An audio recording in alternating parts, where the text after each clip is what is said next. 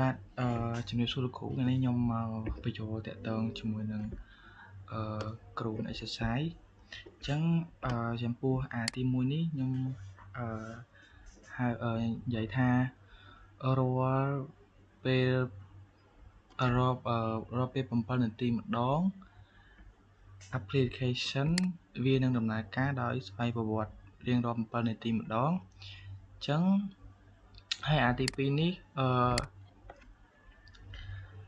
2 ម៉ោងរៀងរាល់2 ម៉ោងម្ដងនៅនាទីទី15 application ទាំងអស់វានឹងដំណើរការអូតូទី3នេះគឺរៀងរាល់3 ម៉ោងម្ដងនៅនាទីទី30 application ហ្នឹងវានឹងដំណើរការដោយស្វ័យប្រវត្តិហើយចំពោះនេះវិញគឺថ្ងៃចាប់ពីថ្ងៃច័ន្ទដល់ថ្ងៃសុក្រ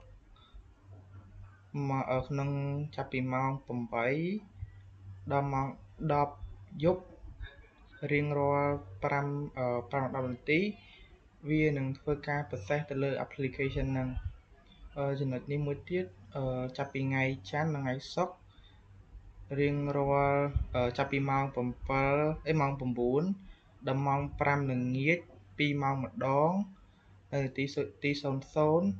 វានឹងធ្វើការ process ទៅលើ application ហ្នឹងចំពោះនេះវិញគឺនៅថ្ងៃចាប់ពីថ្ងៃច័ន្ទដល់ថ្ងៃសុក្រចាប់ពីម៉ោង9ព្រឹកម៉ោង1ថ្ងៃនិងម៉ោង5ល្ងាច15នាទីនៅនាទី15វានឹងធ្វើការ process ទៅលើ application ហ្នឹងហើយចំពោះនេះវិញនៅចាប់ពីថ្ងៃចឹង application នេះនៅថ្ងៃចាប់ពីថ្ងៃច័ន្ទ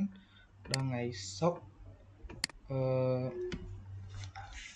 4 ម៉ោងដែលចាប់ផ្ដើមចេញពីម៉ោង1នៅនាទីទី00 process របស់ application ហ្នឹងនឹងធ្វើការដោយអូតូហើយចំពោះនេះវិញនៅរៀងរាល់នៅថ្ងៃច័ន្ទថ្ងៃថ្ងៃពុធហើយនិងថ្ងៃសុក្រម៉ោង2:30នាទី application ហ្នឹងនឹងធ្វើការដោយស្វ័យប្រវត្តិថ្ងៃចំពោះនេះវិញថ្ងៃសុក្រម៉ោង10ព្រឹកនៅនាទីទី00 application នឹងធ្វើការដោយស្វ័យប្រវត្តិអានេះចាប់ពីថ្ងៃច័ន្ទដល់ថ្ងៃសុក្រវេលាមកចន្លោះពីម៉ោង9ព្រឹកទៅដល់ម៉ោង6យប់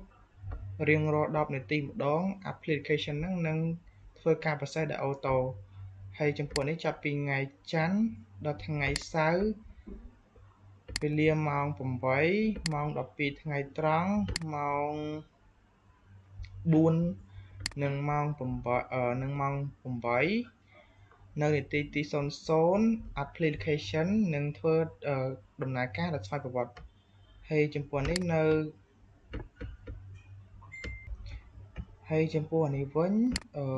ឲ្យតែវាជាថ្ងៃទី1នៃសប្តាហ៍នៃខែថ្ងៃទី1នៃខែហ្នឹងហើយនឹងថ្ងៃទី15ខែហ្នឹង